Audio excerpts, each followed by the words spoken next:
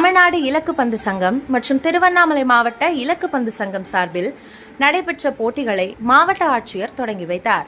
திருவண்ணாமலை மாவட்டம் சோமாஸ்பாடியில் தமிழ்நாடு இலக்கு பந்து சங்கம் மற்றும் திருவண்ணாமலை மாவட்ட இலக்கு பந்து சங்கம் சார்பில் 7வது ஜூனியர், 6வது சப் ஜூனியர் மற்றும் 3வது கலப்பு இலக்கு பந்து தமிழ்நாடு சாம்பியன்ஷிப் போட்டியினை மாவட்ட ஆட்சியர் தர்பகராஜ் தொடங்கி வைத்தார்.